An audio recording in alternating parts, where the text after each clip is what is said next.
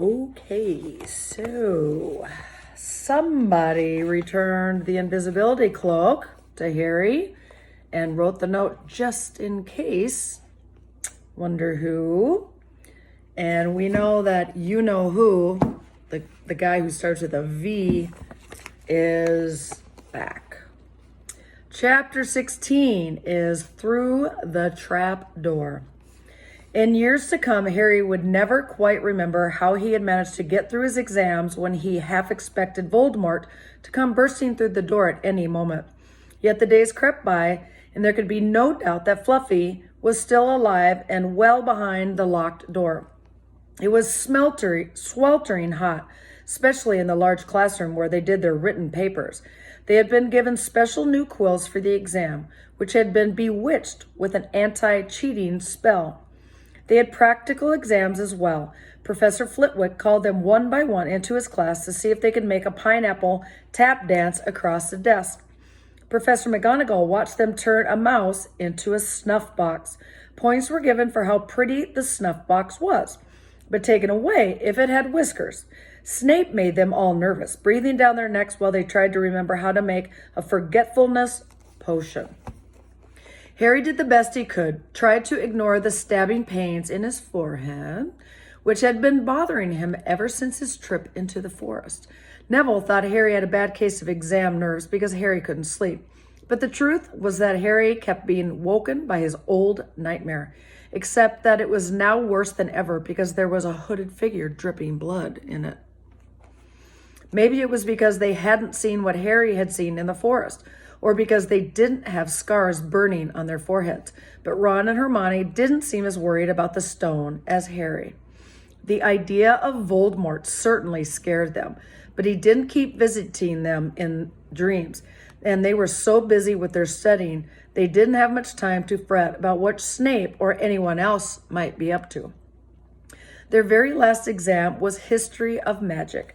1 hour of answering questions about batty old wizards who'd invented self-stirring cauldrons, and they'd be free. Free for a whole wonderful week until their exam results came out. When the ghost of Professor Binns told them to put down their quills and roll up their parchment, Harry couldn't help cheering with the rest.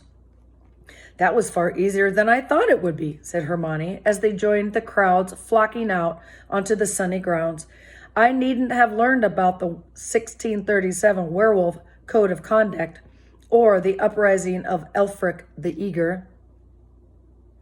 Hermione always liked to go through their exam papers afterward, but Ron said this made him feel ill. So they wandered down to the lake and flopped under a tree. The Weasley twins and Lee Jordan were tickling the tentacles of a giant squid, which was basking in the warm shallows. "No more studying," Ron sighed happily, stretching out on the grass. "You could look more cheerful, Harry. We've got a week before we find out how badly we've done.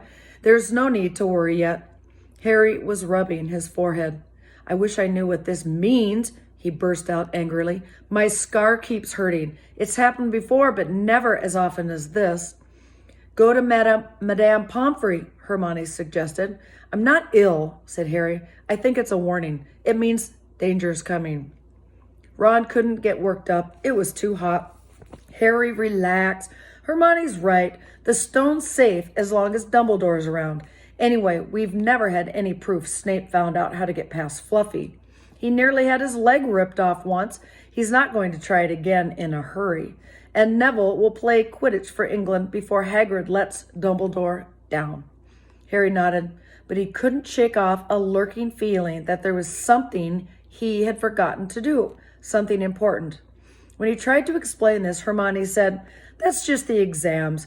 I woke up last night and was halfway through my transfiguration notes before I remembered we'd done that one already." Harry was quite sure the unsettled feeling didn't have anything to do with work, though. He watched an owl flutter toward the school across the bright blue sky, a note clamped in its mouth. Hagrid was the only one who ever sent him letters. Hagrid would never betray Dumbledore. Hagrid would never tell anyone how to get past Fluffy. Never. But Harry suddenly jumped to his feet. "Where are you going?" said Ron sleepily. "I've just thought of something," said Harry. He had turned white. We've got to go and see Hagrid now." "Why?" panted Hermione, trying to keep up. "Don't you think it's a bit odd," said Harry, scrambling up the grassy slope, "that what Hagrid wants more than anything else is a dragon? And a stranger turns up who just happens to have an egg in his pocket? How many people wander around with a dragon egg if it's against wizard law? Lucky they found Hagrid, don't you think? Why didn't I see that before?" "What are you talking about?" said Ron. But Harry, sprinting across the grounds toward the forest, didn't answer. Hagrid was sitting in an armchair outside his house, his trousers and sleeves rolled up, and he was shelling peas into a large bowl. "Hello," he said, smiling. "Finished your exams? Got time for a drink?" "Yes, please," said Ron, but Harry cut him off. "No, we're in a hurry, Hagrid. I've got to ask you something. You know the night you won Norbert? What did the stranger you were playing cards with look like?" "I don't know," said Hagrid casually. "He wouldn't take off his cloak." He saw the three of them look stunned and raised his eyebrows. "It's not that unusual. You get to a lot of funny folk in the Hog's Head. That's the pub down in the village. Might have been a dragon dealer, mightn't it be? I never saw his face. He kept his hood up."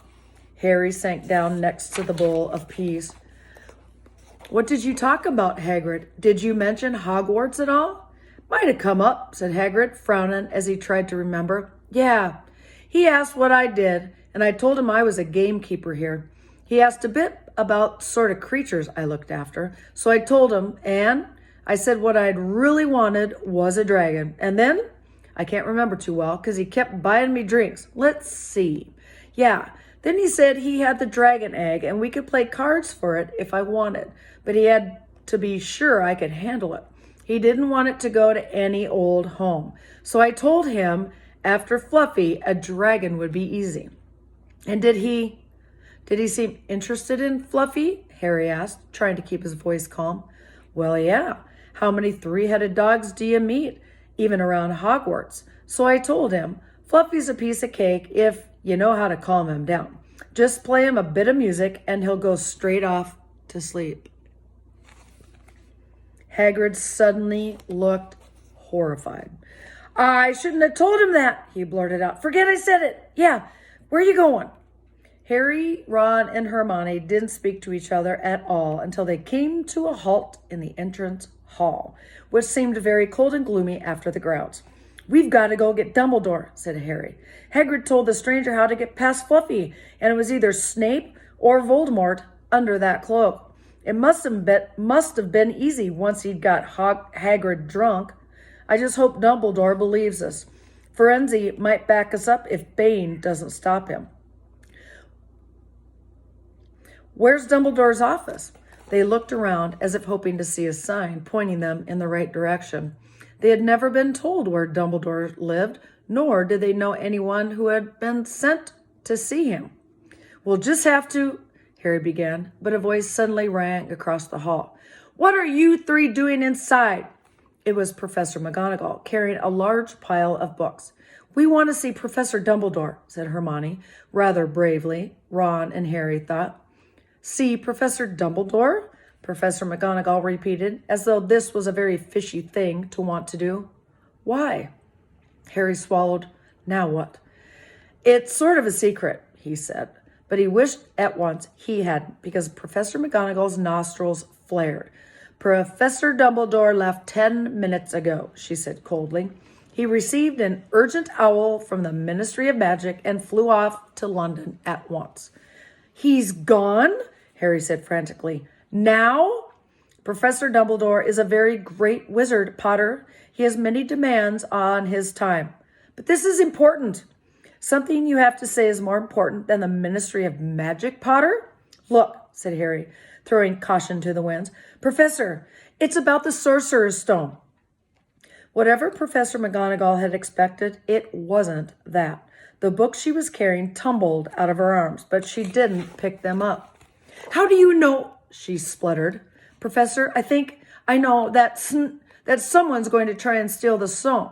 I've got to talk to Professor Dumbledore." She eyed him with a mixture of shock and suspicion.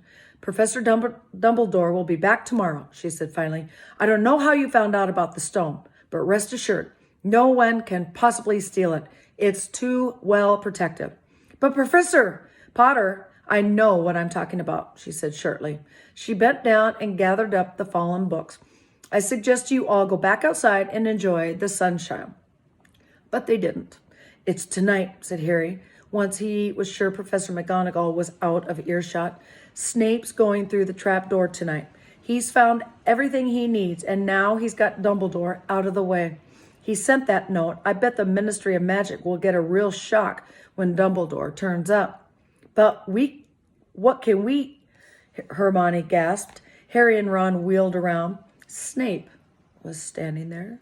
Good afternoon, he said smoothly. They stared at him. You shouldn't be inside on a day like this, he said with an odd, twisted smile. Harry began, without any idea what he was going to say. You want to be more careful, said Snape. Hanging around like this, people will think you're up to something. And Gryffindor really can't afford to lose any more points, can it? Harry flushed. They turned to go outside, but Snape called after them. Be warned, Potter. Any more midnight wanderings, and I will personally make sure you are expelled. Good day to you. He strode off in the direction of the staff room. Out on the stone steps, Harry turned to the others. Right. Here's what we've got to do, he whispered urgently. One of us has got to keep an eye on Snape, wait outside the staff room, and follow him even if he leaves. Hermione, you'd better do that. Why me? It's obvious, said Ron. You can pretend to be waiting for Professor Flitwick, you know. He put on a high voice. Oh, Professor Flitwick, I'm so worried. I think I got a question 14B wrong. Oh, shut up, said Hermione, but she agreed to go and watch out for Snape. And we'd better stay outside the third-floor corridor, Harry told Ron. Come on. But that part of the plan didn't work. No sooner had they reached the door separating Fluffy from the rest of the school than Professor McGonagall turned up again, and this time she lost her temper. I suppose you think you're harder to get past than a pack of enchantments, she stormed. Enough of this nonsense. If I hear you've come anywhere near here again, I will take another 50 points from Gryffindor. Yes, Weasley, from my own house. Harry and Ron went back to the common room. Harry had just said, at least Hermione's on Snape's tail, when the portrait of the fat lady swung open and Hermione came in. I'm sorry, Harry, she wailed. Snape came out and asked me what I was doing. So I said I was waiting for Flitwick, and Snape went to get him, and I've only just got away. I don't know where Snape went. Well, that's it then, isn't it? Harry said. The other two stared at him. He was pale and his eyes were glittering. I'm going out of here tonight, and I'm going to try and get to the stone first. You're mad, said Ron. You can't, said Hermione. After what McGonagall and Snape have said, you'd be expelled. So what? Shouted Harry. Don't you understand? If Snape gets hold of the stone, Voldemort's coming back. Haven't you heard what it was like when he was trying to take over? There won't be any Hogwarts to get expelled from. He'll flatten it or turn it into a school of dark arts. Losing points doesn't matter anymore. Can't you see? Do you think he'll leave you and your families alone if Gryffindor wins the House Cup? If I get caught before I can get to the stone, well, I'll have to go back to the Dursleys and wait for Voldemort to find me there. It's only dying a bit later than I would have because I'm never going over to the dark side. I'm going through the trapdoor tonight, and nothing you two say is going to stop me. Voldemort killed my parents. Remember? He glared at them. You're right, Harry, said Hermione in a small voice. I'll use the invisibility cloak, said Harry. It's just lucky I got it back. But will it cover the three of us? Said Ron. All three of us? Oh, come off it. You don't think we'll let you go alone? Of course not, said Hermione briskly. How do you think you'd get the stone without us? I'd better go and look through my books. There might be something useful. But if we get caught, you two will be expelled too. Not if I can help it, said Hermione grimly. Flitwick told me in secret that I've got 112% on his exam. They're not going to throw me out after that. After dinner, the three of them sat nervously apart in the common room. Nobody bothered them. None of the Gryffindors had anything to say to Harry anymore, after all. This was the first night he hadn't been upset by it. Hermione was skimming through all her notes, hoping to come across one of the enchantments they were both about to try to break. Harry and Ron didn't talk much. Both of them were thinking about what they were about to do. Slowly, the room emptied as people drifted off to bed. "Better get the cloak," said Ron, as Lee Jordan finally left, stretching and yawning. Harry ran upstairs to the dark dorm. He pulled out the cloak, and then his eyes fell on the flute Hagrid had given him for Christmas. He pocketed it to use on Fluffy. He didn't feel much like singing. He ran back to the common room. "We'd better put the cloak on here and make sure it covers all three of us. If Filch spots one of our feet wandering along its own." "What are you doing?" said a voice from the corner of the room. Neville appeared from behind an armchair, clutching Trevor the Toad, who looked as though he'd been making another bid for freedom. "Nothing, Neville, nothing," said Harry, hurriedly putting the cloak behind him. Neville stared at their guilty faces. "You're going out again," he said. "No, no, no," said Hermione. "No, we're not. Why don't you just go to bed, Neville?" Harry looked at the grandfather clock by the door. They couldn't afford to waste any more time. Snape might even be playing Fluffy to sleep. "You can't go out," said Neville. "You'll be caught again. Gryffindor will be in even more trouble." "You don't understand," said Harry. "This is important." But Neville was clearly steeling himself to do something desperate. "I won't let you do it," he said, hurrying to stand in front of the portrait. "I'll fight you." "Neville," Ron exploded, "get away from that hole and don't be an idiot." "Don't you call me an idiot," said Neville. "I don't think you should be breaking any more rules, and you were the one who told me to stand up to people." "Yes, but not to us," said Ron. "Neville, you don't know what you're doing." He took a step forward, and Neville dropped Trevor the Toad, who leapt out of sight. "Go on, then.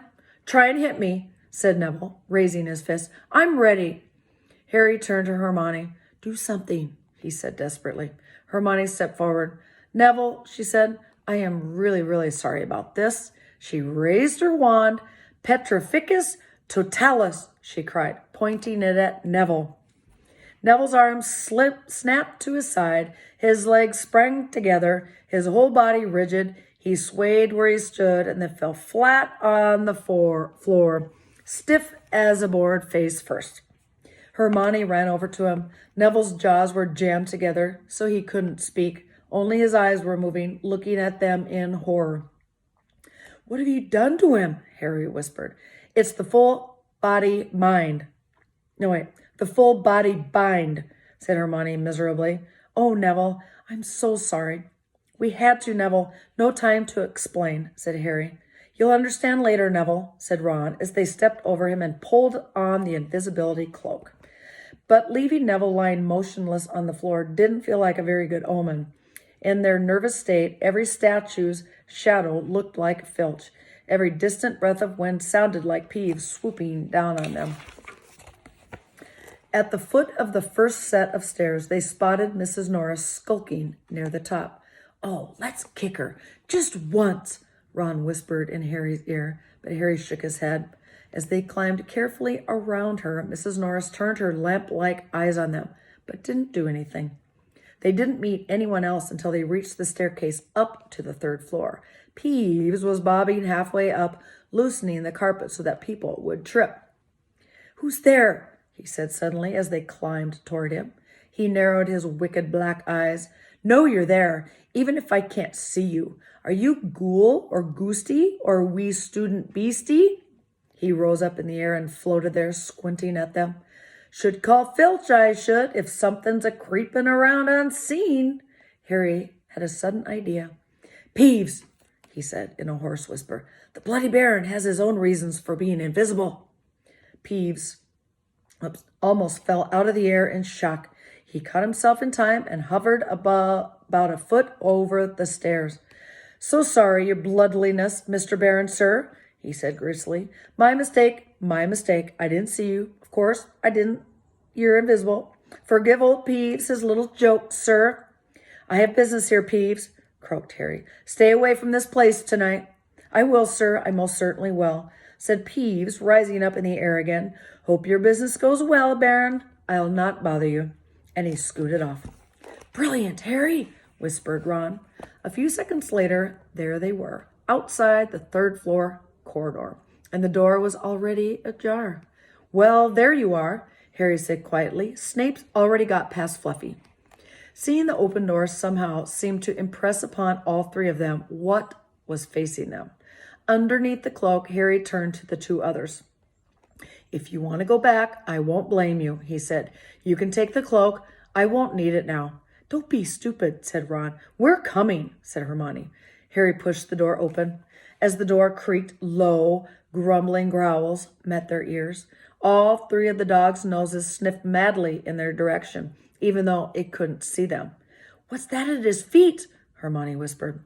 Looks like a harp, said Ron. Snape must have left it there. It must wake up the moment you stop playing, said Harry. Well, here goes. He put Hagrid's flute to his lips and blew. It wasn't really a tune, but from the first note the beast's eyes began to droop. Harry hardly drew breath. Slowly the dog's growls ceased. It tottered on its paws and fell to its knees, and then it slumped to the ground, fast asleep. Keep playing, Ron warned Harry as they slipped out of the cloak and crept toward the trapdoor. They could feel the dog's hot, smelly breath as they approached the giant heads. I am really sorry to do this, but I'm going to stop there. This is a long chapter, so I will finish this on Tuesday. Sorry.